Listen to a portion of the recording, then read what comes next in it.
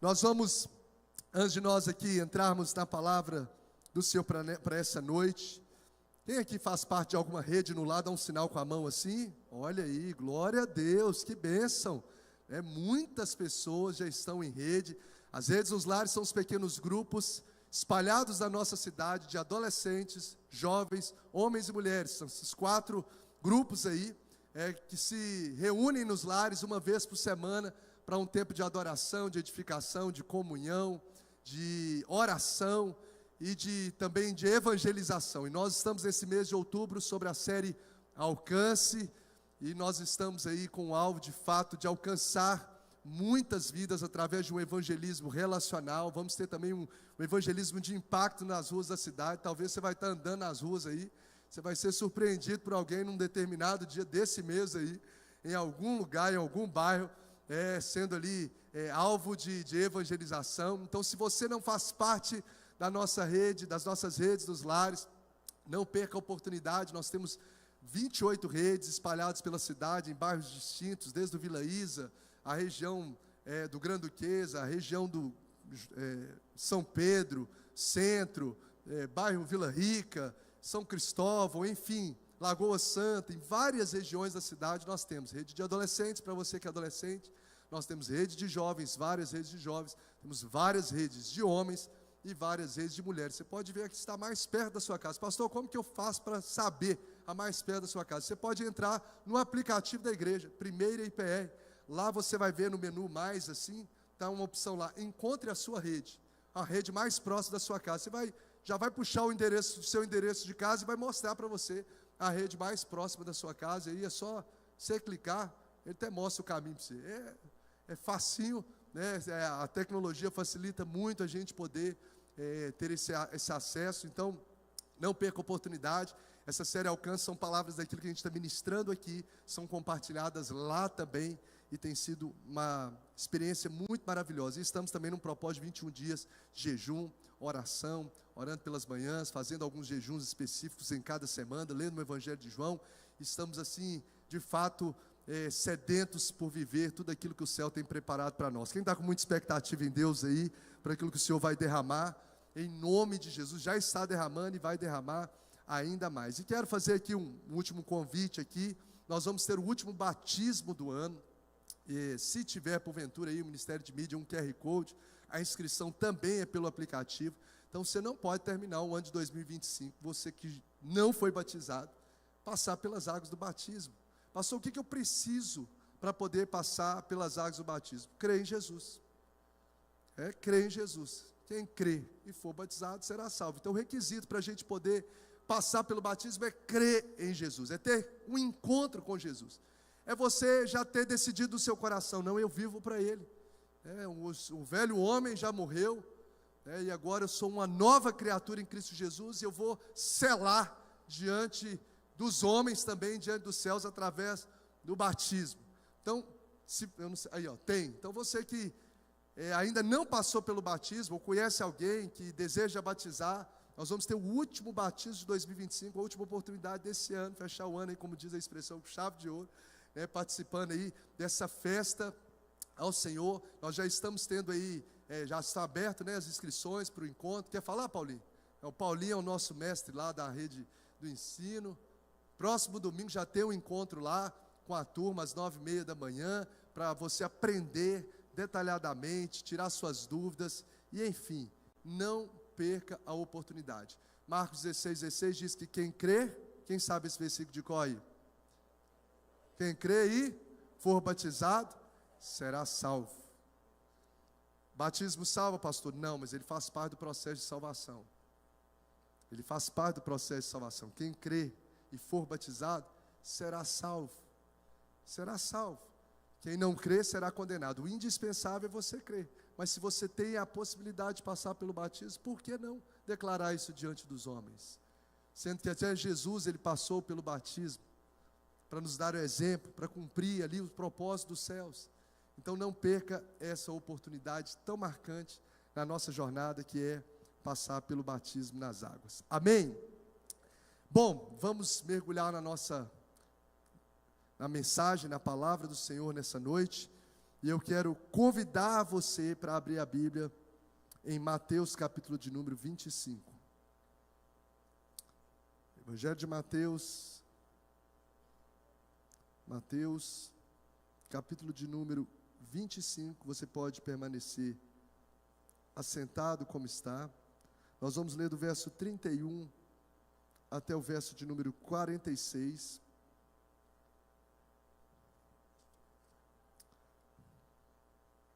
Na versão NVI, Mateus, capítulo de número 25, verso de número 31 a 46, diz assim a palavra do Senhor.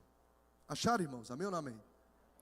Quando o Filho do Homem vier em sua glória, com todos os anjos, assentar-se-á em seu trono na glória celestial. Todas as nações serão reunidas diante dele, e ele separará umas das outras, como o pastor separa as ovelhas dos bodes. E colocará as ovelhas à sua direita, e os bodes à sua esquerda. Então o rei dirá aos que estiverem à sua direita: venham benditos de meu Pai, recebam como herança o reino que lhes foi preparado desde a criação do mundo. Pois eu tive fome e vocês me deram de comer, tive sede e vocês me deram de beber, fui estrangeiro e vocês me acolheram, necessitei de roupas e vocês me vestiram, estive enfermo e vocês cuidaram de mim, estive preso e vocês me visitaram. Verso 37, então os justos lhe responderão: Senhor, quando te vimos com fome te demos de comer, ou com sede te demos de beber? Quando te vimos como estrangeiro e te acolhemos, ou necessitado de roupas e te vestimos? Quando te vimos enfermo ou preso e fomos te visitar? O rei responderá: digo-lhes a verdade, o que vocês fizeram a alguns dos meus menores irmãos ou pequeninos, a mim o fizeram. Então ele dirá aos que estiverem à sua esquerda: malditos, apartem-se de mim para o fogo eterno, preparado para o diabo e os seus anjos. Pois eu tive fome e vocês não me deram de comer, eu tive sede e nada me deram para beber, eu fui estrangeiro e vocês não me acolheram, necessitei de roupa e vocês não me vestiram, estive enfermo e preso e vocês não me visitaram. Eles também responderão: Senhor, quando te vimos com fome ou com sede, ou estrangeiro, ou necessitado de roupas, ou enfermo ou preso, e não te ajudamos? Verso 45, ele responderá: digo-lhes a verdade, o que vocês deixaram de fazer a alguns desses mais pequeninos, também a mim deixaram de fazê-lo. E estes irão para o castigo eterno, mas os justos para vida eterna. Vamos ler o 46 juntos? E estes irão para o castigo eterno, mas os justos para a vida eterna. Quero pedir a missionária Rinária, por gentileza, para fazer essa oração, colocando diante de Deus as nossas vidas, para que o Senhor continue falando conosco através da palavra nessa noite, em nome de Jesus. Jesus, nós nos rendemos diante da Tua presença. Obrigada pela Tua doce e suave presença em nosso meio. A Tua palavra diz: onde tem 2 ou 3 reunidos em Teu nome, ali o Senhor está. Então, obrigada pelo livre acesso a Ti, porque temos a certeza que o Senhor está aqui. Em nome de Jesus, colocamos a vida do pastor Bruno diante da Tua presença. Obrigada pelo Teu Filho, Deus, que separou um momento para estudar, para se dedicar por essa palavra, fazendo o papel dele. Mas muito mais do que isso, nós clamamos e pedimos a Tua doce e suave presença. Flua através do pastor, Deus, que desça do altar, Jesus, dos céus para o altar, do altar para a igreja, uma palavra viva, uma palavra que venha nos confrontar, uma palavra que nós venhamos meditar nela durante essa semana. Em nome de Jesus, Senhor, que o nosso coração esteja aberto e que a Tua palavra venha permanecer em nós. Eu te peço, Jesus, que o Senhor nos ensine a ser cada dia mais como o Senhor e que a gente venha servir, Deus, com o coração pleno em Ti, com o coração aberto. Em nome de Jesus, fala conosco, nós clamamos, pedimos que toda a dispersão, todo aquilo que venha de desconectar-nos da nossa mente, venha ser repreendido agora, mas que a nossa mente esteja alinhada ao Senhor para receber a palavra viva. Em nome de Jesus, amém.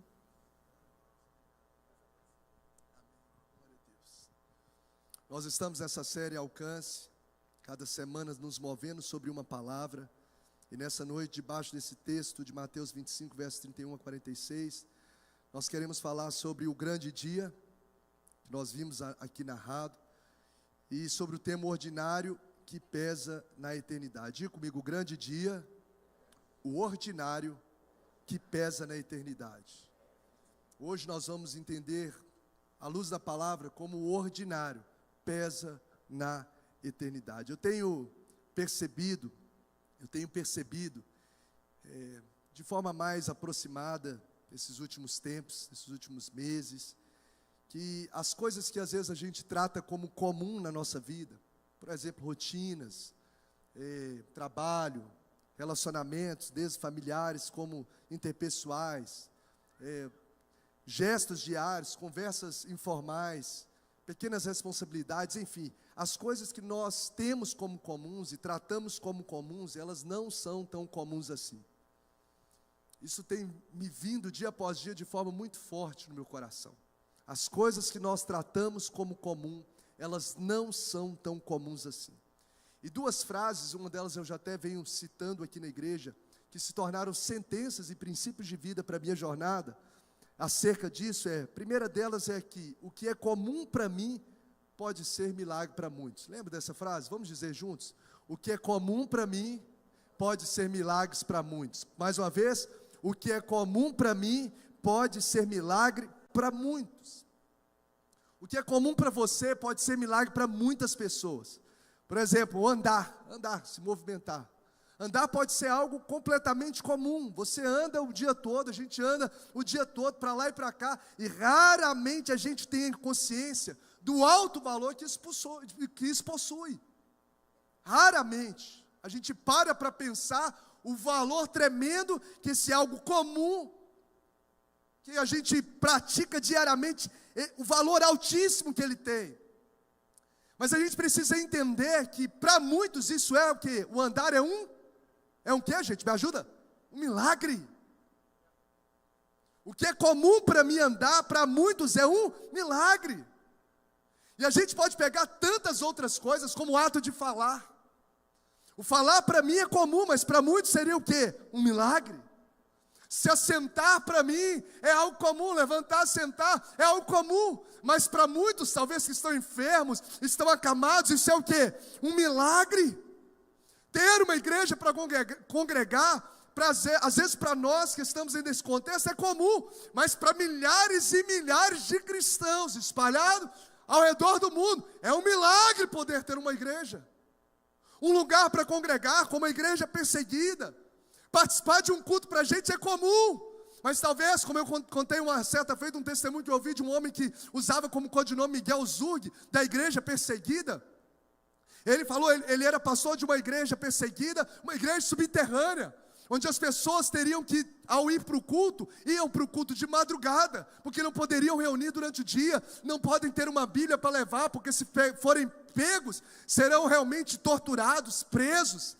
E ele sai de madrugada, entra debaixo ali de uma gruta, de uma caverna, para poder ali durante a semana cultuar ao Senhor, e às vezes passa horas numa igreja subterrânea. Às vezes o que é comum para a gente participar de um culto, e a gente às vezes nem dá tanto valor. É milagre para muitos. E a gente poderia mencionar inúmeras, infindáveis coisas que são para a gente comum, e que na verdade é milagre para muitos. Talvez você ter uma mãe, talvez você poder abraçar um filho, você poder gerar um filho. Quantos pagam às vezes valores caríssimos, e às vezes a gente tem, quantos tem, às vezes murmuram, ao invés de adorar a Deus por aquilo, e inúmeras outras coisas, um emprego, um prato de comida, como ouvimos aqui, a ministração do missionário André, é milagre para muitos. Eu estava lembrando de textos bíblicos, por exemplo, como do paralítico no tanque de Betesda, em João 5, foi feito até um devocional debaixo aí dessa palavra, 38 anos esperando a água se movimentar. Para ele, um andar é um milagre. Era um milagre, que ele esperou a vida toda, era o maior milagre dele, andar. O que é comum para nós. Da mesma forma que ele coxo de nascença em Atos 3. O homem não andava há 40 anos. Ele não entrava no templo, só carregava ele até a porta. Quando ele recebeu a vitalidade nas pernas, eu não tenho nem prata nem ouro, mas o que tenho eu te dou. Em nome de Jesus, levanta e anda. Ele sai andando, pulando e saltando e louvando a Deus dentro do templo. Então diga comigo mais uma vez, o que é comum para mim é milagre para muitos. E a gente precisa ter isso como percepção na nossa vida, que às vezes a rotina, que a gente às vezes acha que é enfadonha, levantar, tomar um café e ir para o trabalho. Se você perguntar para alguém que está talvez acamado no hospital, trazendo essa percepção de uma forma mais notória para a gente, talvez pegaria caro para ter a rotina que você e eu chamamos de cansativa. E aí a gente percebe que o que é rotina para você é clamor desesperado para outro.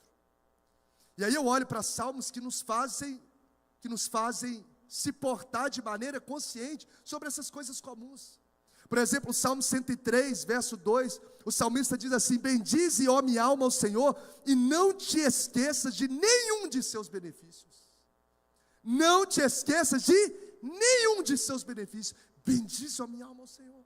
Se você olhar 1 Tessalonicenses 5,18, diz assim: em tudo dai graças, porque essa é a vontade de Deus em Cristo Jesus para convosco. Então, diante de uma realidade, de uma sentença como essa, a gente precisa aumentar a nossa valorização, aumentar a nossa gratidão, aumentar a nossa celebração pelo comum que nos cerca. Agradecer a esposa, o filho, o pão sobre a mesa, com gratidão. E às vezes eu fico pensando que Deus tem nos dado milagres diários, disfarçado de normalidade. Deus tem nos dado milagres diários, que estão disfarçados de normalidade, e a gente não está percebendo. E quando nós aprendemos a enxergar sobre isso, de fato a gente vai diminuir muito as reclamações, e elevar muito a nossa adoração a Deus, amém, queridos?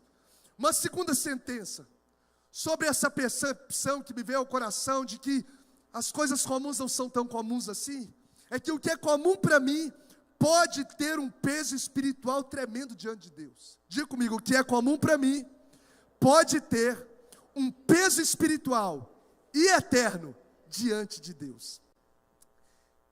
É uma percepção que a gente às vezes não tem consciência delas, mas as pequenas ações, por exemplo, como comer, como beber, como trabalhar, como talvez visitar uma pessoa, como cuidar, como servir, e até mesmo quando você libera um perdão, pode parecer comum, mas aos olhos de Deus isso tem um valor espiritual e eterno. O que é comum, rotineiro, que a gente não percebe, às vezes tem um peso espiritual tremendo, tanto que um texto que frequentemente eu cito, por justamente trazer essa consciência à luz da palavra, é 1 Coríntios 10, 31, que diz assim, quer comais, vamos lá junto, quer bebais, quer façais, qualquer outra coisa, fazei tudo para a glória de Deus. Então eu tenho, a forma como eu como, ela tem impacto na minha vida, o que é? Espiritual. Eu posso fazer para a glória de Deus ou não, porque o texto está me chamando para o quê? Para fazer para a glória de Deus. Então eu posso comer algo comum, de forma que Deus não é glorificado. Ou eu posso comer, que é algo comum o tempo todo, daqui a pouquinho nós vamos comer, de forma que Deus é glorificado. Se você olhar em Colossenses 3, 23 e 24, você vai perceber, falando ali sobretudo o relacionamento profissional de senhor e servo, o texto diz assim, e tudo quanto fizerdes, fazei-o de todo o coração, como para o Senhor, e não para os homens, sabendo que receberão do Senhor a recompensa da herança. É a Cristo, o Senhor, que vocês estão servindo. Olha, no ambiente profissional, o apóstolo Paulo, inspirado pelo Espírito, nos orienta aqui a fazer absolutamente tudo quanto fizer, eu fazer de todo o coração, como eu estou fazendo para Deus. Mais do que o que eu estou fazendo para uma instituição, para uma empresa, para um patrão, eu estou fazendo para Deus. Quando eu viro essa chave, o texto nos fala, quando eu faço isso, na verdade eu não estou fazendo para uma pessoa simplesmente, mas isso estou fazendo o quê? A Cristo eu estou servindo. No dia a dia, gente, quem está comigo aqui diz amém. Está entendendo? No dia a dia, quando eu honro o trabalho que Deus me deu, eu não mossego, eu faço o trabalho com esmero, com excelência, com dedicação, conforme que Cristo é visto através da minha vida, eu estou servindo ao Senhor. Ou seja, eu não estou servindo ao Senhor só quando eu pego o microfone, eu não estou servindo ao Senhor quando eu estou recebendo aqui as pessoas que estão chegando no culto, ou quando eu estou ministrando para crianças, ou dando aula, não. Eu estou servindo a Deus nos dia a dia, quando eu estou tratando pessoas bem, quando eu estou fazendo o trabalho que me foi confiado com excelência. A palavra de Deus está aí. Então o que é comum não é tão comum assim. O que é comum para mim é milagres para muitos. É milagre para muitos. E o que é comum para mim e para você pode ter e tem um peso espiritual tremendo. A ponto que se você ler Mateus 10:41, fala que quem recebe um profeta porque ele é profeta receberá com recompensa de profeta. E quem recebe um justo porque ele é justo receberá a recompensa de justo. E se alguém der, mesmo que seja apenas um copo de água fria a um desses pequeninos, porque ele é meu discípulo, o texto diz, eu lhes asseguro que não perderá a sua recompensa. Tem recompensa vinda de Deus através de um copo de água fria. Algo altamente, tremendamente comum. Comum. Então o que a gente precisa trazer nessa palavra introdutória, já entrando aqui para o texto, é que muitas coisas que às vezes a gente faz, acolher alguém, visitar alguém, como eu citei tantas outras aqui, coisas, isso tem peso de adoração ao Senhor, isso tem peso espiritual, isso ecoa para a eternidade. Nós vamos ver isso nesse texto de forma muito clara. Então eu quero convidar você, como cristão, como servo de Deus, a não viver no automático, você trazer a consciência antes mesmo de pecar contra aquilo que Deus mesmo está te abençoando, uma rotina, um trabalho, o pão de cada dia, você perceber a espiritualidade, não só nos cultos, não só na leitura bíblica, não só nos grandes momentos da vida, mas perceber que a vida espiritual está no cotidiano. Deus está presente no seu cotidiano. Diga comigo assim: Deus está presente no meu cotidiano. Os olhos do Senhor estão sobre nós, e a eternidade está sendo escrita, se eu posso assim dizer, nas atitudes comuns que nós temos. A nossa eternidade está sendo registrada, porque o texto aqui fala de registros de coisas comuns que foram falados da eternidade no grande dia. Ou seja, a eternidade está sendo registrada nas atitudes comuns que nós temos, nos horários comerciais do nosso dia. A eternidade está sendo registrada. A espiritualidade está sendo ali travada, se eu posso assim dizer, em dias comuns, não só no domingo. Aí você vai com os olhos, por gentileza, aí no texto de Mateus 25. E Mateus 25 é um grito dessa realidade que o comum tem peso espiritual. Mateus 25 é um grito de que o simples, ele tem valor eterno. Mateus 25 é uma realidade que o amor prático se tornou, à luz desse texto, um grande divisor entre ovelhas e bodes. O amor prático. O amor prático foi o divisor nesse texto entre ovelhas e bodes. Então Mateus 25, nós vamos pegar aqui rapidamente sobre o contexto, fala sobre o fim dos tempos, mas ele não é só uma janela para o futuro, mas ele é um espelho para o nosso presente. Mateus 25, Jesus não apenas descreve aqui sobre o juízo, o grande dia, o grande julgamento, mas ele define para nós o que importa no agora. Ele fala do amanhã, mas mostrando que tem valor agora. Ele abre as cortinas, se eu posso dizer, da eternidade, do grande dia, do julgamento, mas ele traz como luz enfática, porque ele repete as mesmas coisas, tanto para o justo quanto para o ímpio, no texto, tanto para as ovelhas quanto para o bode. Ele mostra aqui com ímpios o que importa agora, a importância daquilo que eu faço hoje. Então você pega o contexto que começa em Mateus, capítulo de número 24, você vai ver que Jesus ali está discorrendo sobre o fim dos tempos. Em Mateus 24, ele fala sobre os sinais que marcarão o fim, esse fim dos tempos traz grande curiosidade para nós, como trouxe também para os discípulos de Jesus. Ele fala que a vinda do Filho do Homem será como relâmpago, que aparecerão falsos cristos, que aparecerão falsos mestres, que vão enganar vão enganar a muitos. Ele fala que o amor de muitos vai esfriar. Ele fala sobre alguns marcos ali do início das dores. Ele fala sobre o desconhecimento do dia e da hora, que nem os anjos do céu sabem, que somente o Pai sabe qual será o grande dia. Ele fala como será a vinda do Filho do Homem. Ele virá sobre as nuvens com todos os anjos dos céus, virá para buscar a noiva. Ele narra duas parábolas que nós conhecemos muito bem, que é a parábola das 10 virgens, que fala da vigilância, e ele narra depois a parábola dos talentos, que fala da fidelidade com aquilo que Deus nos deu. E aí ele encerra o seu discurso, esse discurso escatológico, falando sobre o grande julgamento, dando a analogia de ovelhas e bodes que serão separados, trazendo a luz da eternidade sobre as coisas que importam no presente, sobre as coisas que importam, e mostrando que esse impacto do fim dos tempos tem a ver com aquilo que eu pratico no dia a dia. Se você vê aí o texto de Mateus 25, ele diz assim, ó, que quando ele vier, todos os anjos virão com ele. E o texto diz, ele vai se assentar no trono. E a primeira ação quando ele se assentar no trono é separar o quê? As ovelhas dos bodes. Vai fazer essa separação. Estava lendo um comentário de D.A. Carson da Bíblia de Estudo Thomas Nelson, que ele diz assim, ovelhas e bodes palestinos normalmente se pareciam quando vistos a certa distância. É ele que vai separar, né? E geralmente pastavam juntos.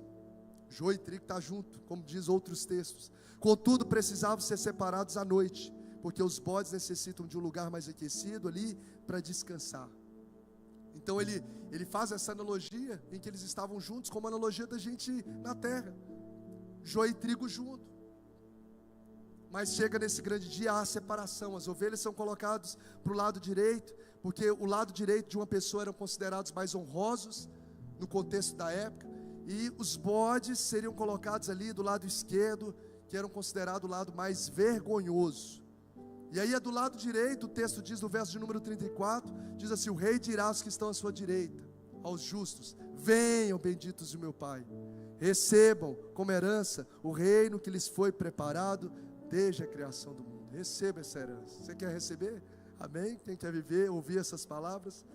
E a reação dos justos foi o quê? Foi uma reação de surpresa, não por alegação de conhecer a Cristo, mas em perceber que nas coisas comuns que eles tinham feito, eles estavam ali ministrando ao próprio Cristo. Então os justos lhes responderão, verso 37, olha aí, Senhor, quando te vimos com fome e te demos de comer, ou com sede e te demos de beber? Quando te vimos como estrangeiro e te acolhemos, ou necessitado de roupa e te vestimos? Quando te vimos enfermo ou preso e fomos te visitar? O verso 40, o rei responderá, digo-lhes a verdade, o que vocês fizeram a alguns dos meus menores irmãos, a mim fizeram. E aí quando chega para o lado esquerdo, sobre os bodes, ele diz, malditos, apartem-se de mim, olha só, para o fogo eterno, preparado para o diabo e os seus anjos. E aí ele explana nas coisas comuns, ele detalha dizendo mais uma vez, pois eu tive fome e vocês não me deram de comer, eu tive sede e vocês não me deram de beber, eu fui estrangeiro e vocês não me acolheram, eu necessitei de roupas e vocês não me vestiram, eu estive enfermo e preso e vocês não me visitaram. Tão redundante, duas vezes Jesus repetindo a mesma coisa no texto. Por que será? Para nos mostrar o valor das coisas comuns, o valor do amor prático, o valor de que aquilo que a gente trata como corriqueiro tem peso espiritual e está desenhando a nossa eternidade com Deus. Você vai ver Jesus gastando tempo, você vai ver o autor de Mateus, inspirado pelo Espírito Santo, detalhando sobre coisas triviais, de coisas que a gente faz ou deixa de fazer, sobre comer, beber, vestir e tantas outras coisas, e Jesus eleva acerca disso a importância que isso impacta a vida espiritual e a vida eterna. Então nós precisamos essa noite compreender e aprender a viver para a glória de Deus. Nós precisamos viver essa vida na terra de forma que Deus é glorificado. Como que eu vivo para a glória de Deus? É quando tudo que eu faço na terra visa agradar a Deus que está no céu. Você e eu vamos viver para a glória de Deus. Pastor, viver para a glória de Deus é ter que ficar no monte orando 24 horas, é ter que se tornar um pregador. Não, é quando eu e você tornamos todas as coisas que a gente faz na terra, das mais comuns, coisas que a gente vai fazer para a glória de Deus, para agradar a Deus. O Senhor está se agradando? Ou seja, eu vou conversar com a minha esposa, coisa comum, faço todos os dias. A forma como eu estou tratando a minha esposa, a forma como as palavras que eu estou usando para ela, com ela, está agradando ao Senhor, então você está vivendo para a glória de Deus. A forma como eu estou conversando com meus filhos, a forma como eu estou lidando com uma tarefa que me deu no trabalho no dia a dia, a forma como eu vejo uma pessoa passando necessidade, ou vejo um projeto de alcançar pessoas, como eu me porto diante disso.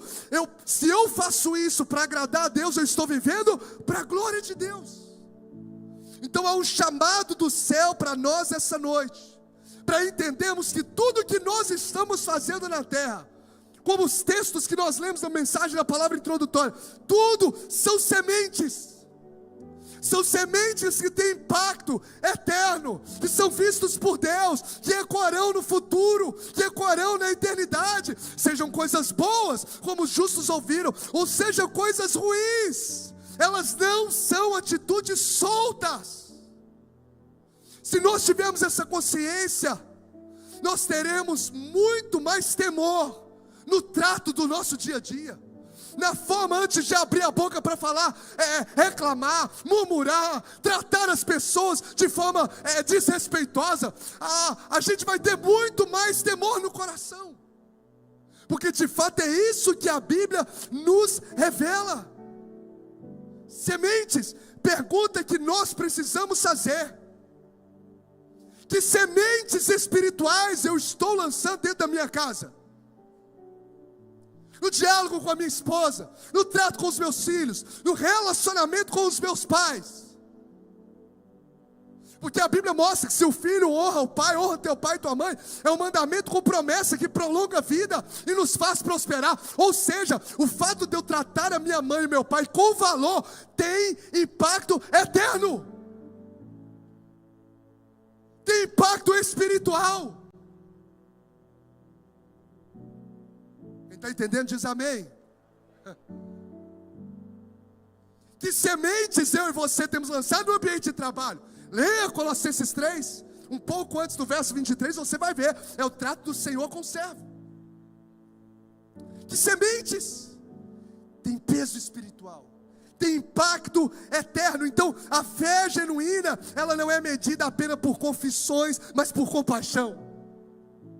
A fé genuína, vou repetir, ela não é medida apenas por confissões, por declarações, mas por compaixão. A fé genuína é medida por uma vida que traduz o amor de Deus em gestos concretos. E mergulhando nesse texto, algumas lições trouxeram aprendizado para a minha vida, algumas lições trouxeram temor ao meu coração, e eu quero compartilhar com você, para impactar a minha vida, para impactar a sua vida no dia a dia.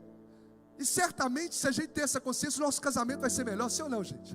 Se eu ter essa consciência, o meu relacionamento com o gerente, com o patrão, com o funcionário, vai ser melhor. A minha forma de lidar com os problemas vai ser diferente. Eu preciso ter essa consciência bíblica.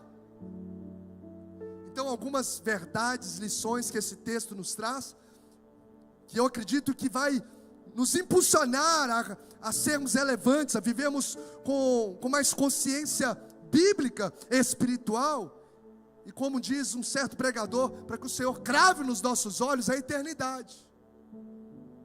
Primeira lição que nós podemos tirar é que ninguém se esquivará do julgamento divino. Não tem ninguém aqui, pastor não vai se esquivar, ministro de louvor, músico, e absolutamente ninguém que está nos ouvindo aqui online, ou que vai nos ouvir depois.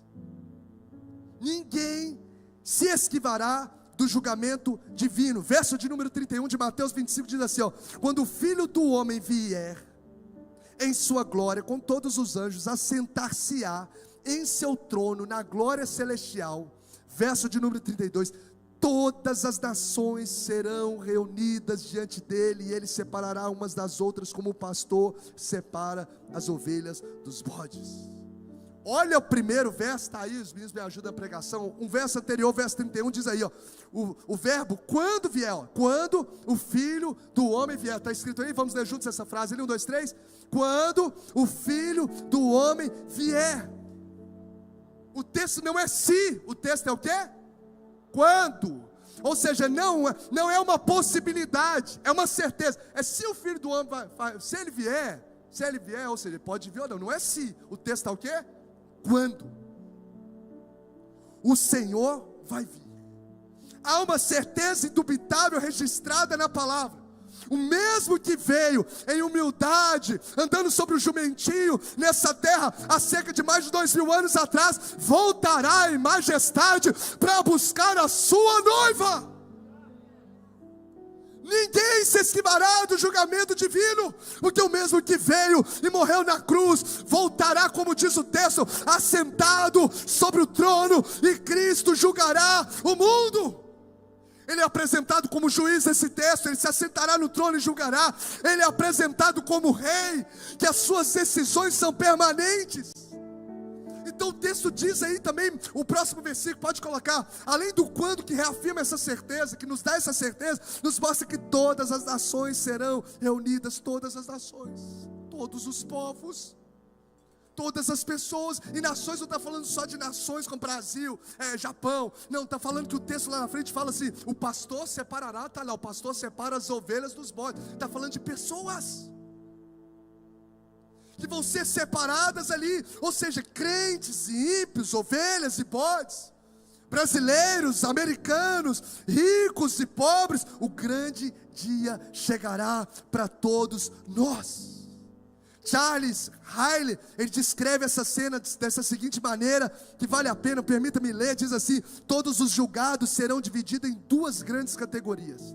Não haverá mais distinção nenhuma entre reis e súditos, patrões e empregados, clérigos ou leigos. Não se fará menção alguma de denominações ou partidos religiosos, porquanto todas as distinções do passado terão sido eliminadas.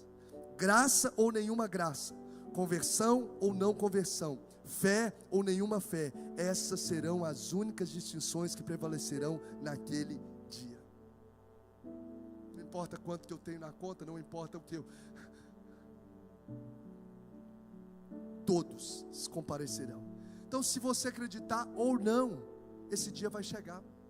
Se a gente estiver vivo ou não, esse dia chegará. Que a gente tenha aproveitado as oportunidades triviais ou não, ou desperdiçado, esse dia chegará. E a pergunta que a gente precisa fazer quando esse dia chegar: qual será a nossa trajetória, o que a gente terá construído como trajetória na nossa caminhada? Então eu quero convidar a mim e a você nesse momento a vivermos no nosso dia a dia com a consciência escatológica do fim dos tempos. O cristão, ele não teme o futuro, mas ele se prepara para ele, amém? O cristão, ele não teme o futuro, o cristão está em Cristo. Ele não teme o futuro, mas ele o quê? Se prepara para ele. Então cada decisão a gente precisa tomar nessa terra à luz desse grande dia, porque ninguém se esquivará, ninguém se esquivará desse grande dia. O julgamento, ele é certo. Uma outra percepção que esse texto, pode colocar para o finês o verso de número 32 novamente, que esse texto, um outro aprendizado para que impacta o nosso presente nesse texto, é que não há terceira via espiritual. Primeiro, ninguém se esquivará do grande dia. Segundo, não há terceira via espiritual. Vamos dizer essa frase juntos? Não há terceira via espiritual. O texto diz: ele separará uma das outras, como o pastor separa as ovelhas dos bodes, e colocará as ovelhas à sua direita e os bodes à sua esquerda. Ou seja, só vai ter dois grupos. Pense comigo sobre isso nesse momento: salvos e perdidos. Os que vão ouvir bem-aventurados, ou os que serão condenados. os que são ovelhas ou os que são como bodes. Só haverá dois grupos e dois destinos. Não há nesse texto, em nenhuma parte da Bíblia, uma opção intermediária. Só há duas portas, só há dois caminhos, o que leva à salvação, o que leva à perdição. Só há dois destinos, não tem uma opção neutra, não tem uma terceira via. Ou a gente é ovelha, ou a gente é bode. E a pergunta contundente que me veio ao coração é: de que lado eu e você estamos hoje? Se esse grande dia for hoje, porque o dia a gente não sabe, mas se for hoje, de que lado você está? Olha para a vida, lembra das coisas triviais, comunicam sobre aquilo que a gente carrega? Se Jesus voltar hoje, de que lado eu e você estaremos? Será que você e eu, se ouvíssemos hoje, se o grande dia chegasse hoje, será que eu e você ouviríamos o quê? Bendito do Pai? Ou será que eu e você ouviríamos maldito? Deus nos livre. O que nós ouviríamos, será que a gente ouviria, vem para a direita? Ou será que nós ouviríamos, vem para a esquerda? Não tem uma terceira via, é espiritual. O que será que eu e você ouviríamos? R.C. Sproul, um comentarista bíblico, ele diz assim: a graça mistura, mas o juízo separa. Porque o juízo trará à tona o coração. Porque Deus não vai julgar segundo os nossos cargos, mas pelo caráter de Cristo ou não em nós.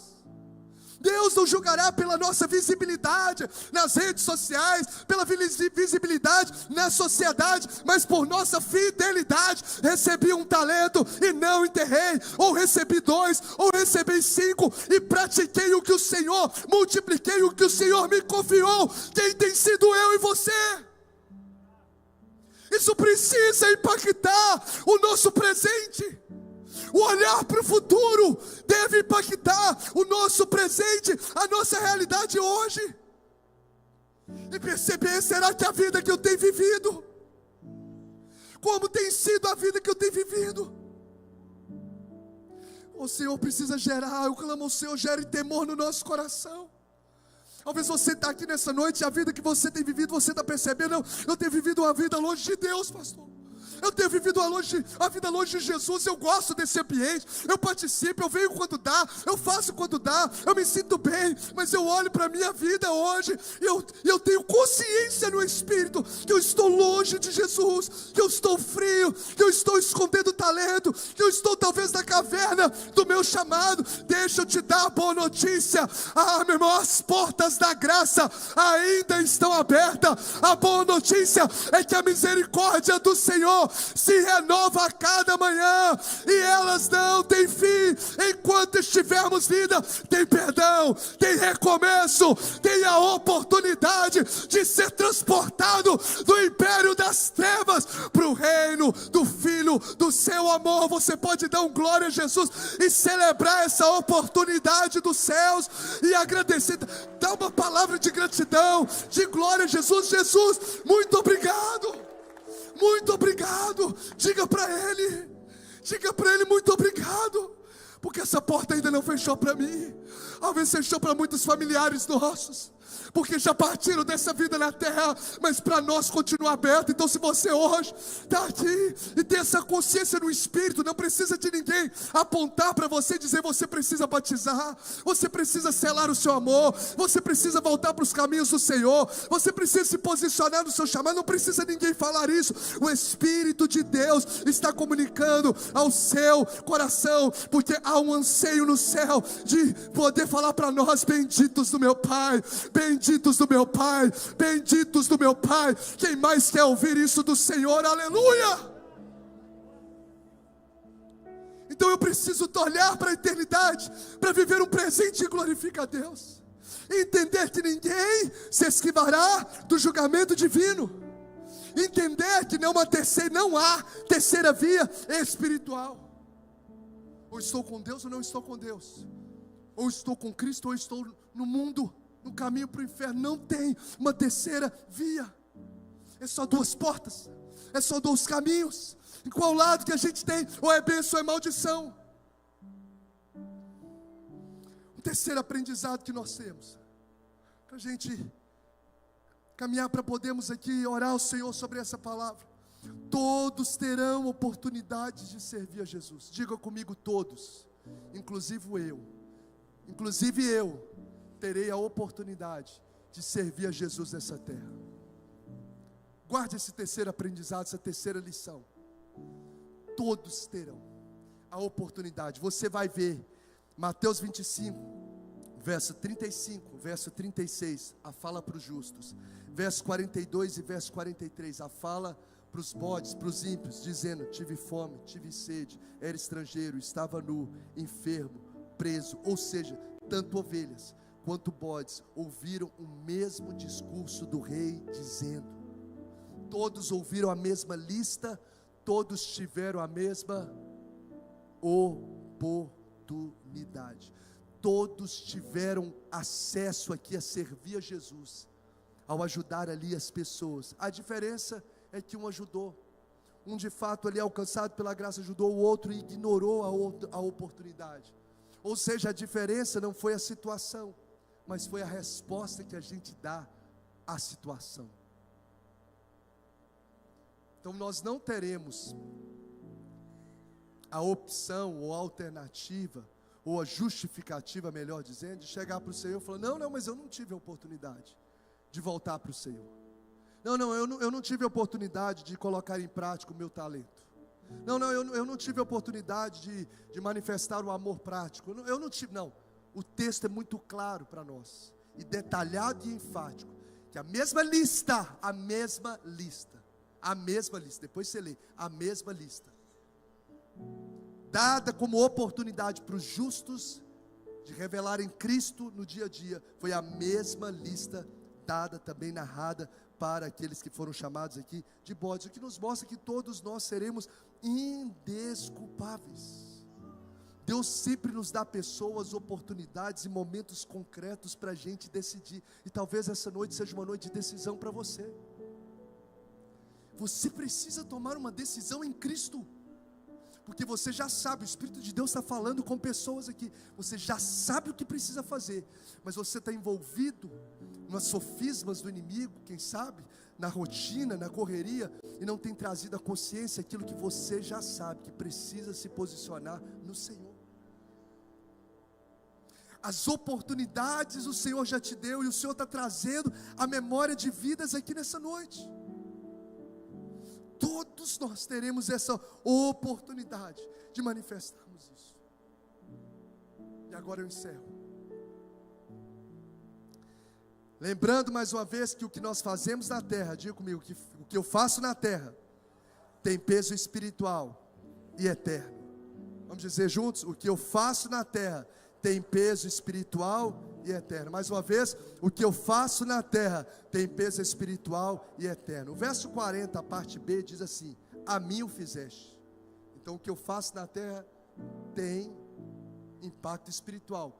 As pessoas que fizeram para essas outras pessoas que estavam necessitadas, Jesus disse: você estava fazendo para mim.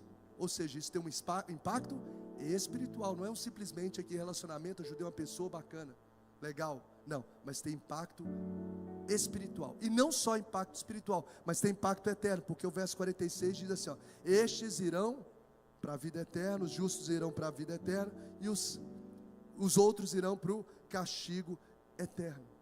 Então você vai ver tanto a realidade espiritual nessas coisas simples que o texto narra, ali nos versos 40, 45, que antecede, melhor dizendo, quanto o impacto sobre o castigo eterno e a vida eterna. William Barclay diz assim: ó, Jesus nos confronta com a magnífica verdade de que toda ajuda desse tipo é dada a Ele, e toda ajuda que se nega é negada a Ele. Sabe algo que me veio ao coração quando nós estávamos falando sobre Êxodo, nós tivemos essa percepção, e esse texto mais uma vez mostra isso para nós, que os nossos relacionamentos interpessoais, eles são espirituais. Os nossos relacionamentos na terra, entre pessoas, interpessoais, eles são espirituais. São espirituais. Eles são espirituais. Lembra que nós, quando falamos um pouco sobre os 10 mandamentos? Quem lembra aqui? Quem estava na série de Êxodo? Sobre os 10 mandamentos. Os 4 primeiros falavam sobre o relacionamento com Deus, mas os 6 últimos falavam do quê? Do trato com as pessoas. Não matarás, não cobiçarás, porque os nossos relacionamentos, a forma como a gente lida com as pessoas, os nossos relacionamentos são o quê? Espirituais. Quais são os 2 grandes mandamentos que regem o cristianismo, que Jesus resumiu toda a lei? Amar a Deus e amar pessoas. Os nossos relacionamentos são espirituais. Liberar perdão, ter paciência, andar mais uma milha, ter respeito. Isso é espiritual diante de Deus. Isso tem impacto até mesmo eterno. O que nos faz relembrar o que nós falamos no início, que as coisas comuns não são tão comuns como nós imaginamos. Então o amor, ele não é simplesmente sentimental, ele é encarnado. O reino de Deus, ele é construído nos gestos, talvez que ninguém aplaude, mas o céu registra. O reino de Deus é construído muitas vezes com ações comuns em gestos que ninguém talvez vai aplaudir, mas que os céus registram. Quinta lição: a omissão espiritual leva à perdição eterna. Vocês estão aqui comigo ainda, gente? Então, diga comigo após mim: a omissão espiritual leva à perdição eterna. Meu Deus. Ele responderá: digo-lhes a verdade, o que vocês deixaram de fazer. Verso de número 45, tá, mídia? Vocês deixaram de fazer, alguns desses mais pequeninos também a mim deixaram de fazer. Qual o destaque aqui de Jesus para as pessoas que foram para a perdição? A omissão espiritual. Como eu disse, todos tiveram a oportunidade de amar e servir, mas os que foram aqui chamados como bode foram aquilo que eles deixaram de fazer. O que nos mostra que a omissão, ela é tão pecado quanto a transgressão, quanto a atitude. Ou seja, quando nós omitimos o que deveríamos nos posicionar, nós estamos nos agindo como bodes e não ovelha. Eu tenho uma oportunidade, eu omito, ou seja, eu manifesto uma indecisão. Essa indecisão, ela já é uma decisão, sim ou não? Já é uma decisão de fazer, de não fazer, né, o que deveria ser feito. Então a omissão, ela é um pecado, é uma negligência. Você observa nesse texto que o problema dos bodes, dos que foram chamados como malditos, não foi um mal que eles cometeram, mas um bem que eles omitiram. Tá? Faz sentido? Não foi um mal. O que vocês deixaram de fazer. Está a ênfase no texto. Responder, diga a verdade. O que vocês deixaram de fazer. Então a omissão espiritual, ela leva a gente à perdição eterna. A perdição eterna. Então o cristão, quando ele se cala diante da dor, a gente acaba traindo a nossa própria missão. Talvez hoje você vai ouvir o Senhor te chamando para uma aliança. Talvez, como eu falei do batismo, ou aliança de entregar a vida para Ele, ou aliança de voltar para os caminhos dEle. Mas você pode simplesmente deixar de fazer. O que seria isso? Quem deixa de fazer, comete o pecado da omissão. E essa omissão espiritual foi o fator que levaram eles para a perdição eterna. Eu não sei se o seu coração treme, mas isso me traz muito temor ao Senhor. Tem uma frase de Charles Spurgeon que diz assim: o inferno estará cheio de pessoas que não fizeram nada de errado, apenas não fizeram o que deveria ter feito. Eu sou bom, mas não acessou a porta da graça, por causa de uma religiosidade, por causa de tantos outros fatores. Então a omissão espiritual diante de um chamado de Deus para a sua vida, seja ministerial, seja de salvação, a omissão, ela nos conduz à perdição eterna. E a sexta e última lição é o destino eterno, que vai gerar ainda mais temor. Cabe mais um aí, gente? Dá vontade de parar, né? Não fala mais não. Agora já não dá mais tempo de ir embora, já ficamos sabendo. Né? A gente não vai ter nem como falar, eu não sabia. E Jesus falou comigo lá no quarto, e agora eu estou colocando todos vocês nessa bênção, nessa bênção de ter a consciência, né? Pior é não ter às vezes a consciência disso, e chegar lá e ficar surpreso, quanto que a gente fez, quando a gente deixou de fazer, agora nós temos a consciência. E a última lição que nos traz consciência, e que gerou muito temor no meu coração, é que o destino eterno, ele é definitivo, e é inalterável. O destino eterno, ele é definitivo e é o quê? Inalterável. O texto diz, vocês vão para o castigo eterno e os justos vão para a vida eterna. Então, a mesma intensidade de eternidade, coloca o verso 46, a mesma intensidade de eternidade está para ambos. Estes irão para o castigo o quê? Eterno. E os justos irão para a vida eterna. O destino é definido para sempre. Ele é inalterável. O destino, ele é definitivo quando as portas da graça se fecharem. Pode se fechar através de um fim da nossa vida nessa terra, diante das tantas coisas que podem nos advir, enfermidades, dores, enfim, as coisas que acontecem, infelizmente, mas como realidade do pecado em nós, as portas da graça podem se fechar a qualquer momento. Ou pode também, quando o Senhor vier nos ares para buscar a sua noiva. E nenhum deles a gente sabe o dia e a hora. Nem do fim da vida na terra. Tantas coisas a gente vê acontecendo. Falando, isso é a vacina, não sei o que. A pessoa morre subitamente nova. Câncer, tantas coisas vindo de forma tão acelerada, que atemoriza tanto o nosso coração. A gente não sabe. Mas o que o texto nos dá como consciência é que existe uma eternidade diante de nós, e que no dia a dia, como um domingo como esse, eu posso construí-la a partir de decisões, à luz da palavra, impelidos pelo Espírito, de estar na eternidade com o Senhor. Porque quando a vida findar, não tem como mais mudar o comportamento, gente. Quando a vida findar, não tem como a gente mais ajustar as prioridades, não tem como, não, eu vou ajustar aqui as prioridades. Quando a vida findar, não tem como mais a gente focar no que é importante.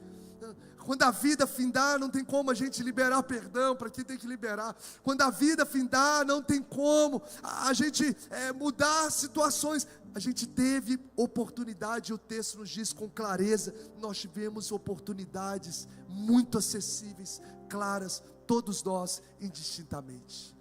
E a pergunta final para nós, de que lado nós estamos hoje? A pergunta que eu quero compartilhar com você, de que lado você está hoje? Só tem dois. De que lado você está hoje? E de que lado você quer ficar? Quem quer ficar aqui do lado dos justos? Quem quer ouvir bendito do meu Pai? Preparado desde a fundação do mundo, a herança do Senhor para as nossas vidas. Quem quer ouvir o seu nome ser chamado, quando enfim fizer chamada, eu lá estarei, amém? Esse é o nosso anseio. Eu quero convidar você a colocar-se de pé agora. E eu sei que não tem como, diante dessa palavra, a gente não tomar decisões, a gente dar passos diante do Senhor, porque o Senhor quer fazer-nos viver uma vida nessa terra de forma relevante. Os relacionamentos são espirituais. Comer, beber, não é coisa da minha cabeça, é a palavra de Deus. Comer e beber ou fazer qualquer outra coisa tem relevância espiritual.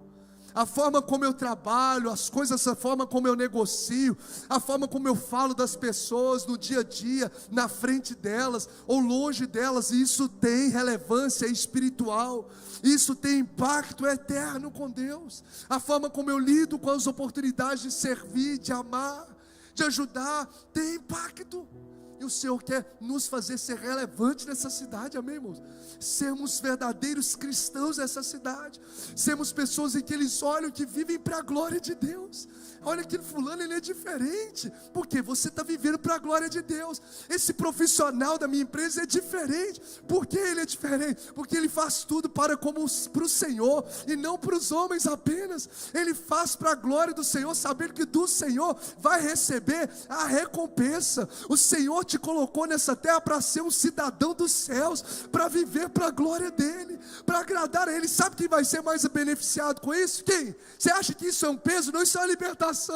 Você acha que isso é um peso, é um fardo? Não, isso é liberdade, meu irmão. Isso é vida, e vida com abundância. É você estar em Cristo, realmente você vai viver a genuína vida, a verdadeira vida, porque somente na presença dEle há plenitude de alegria. E você vai ver como os ambientes onde você estiver vão ser impactados por Deus, onde você vai inspirar pessoas, onde você e eu vamos construir um legado para a glória de Jesus, porque vamos viver todos os nossos dias nessa terra para a glória do nome dEle.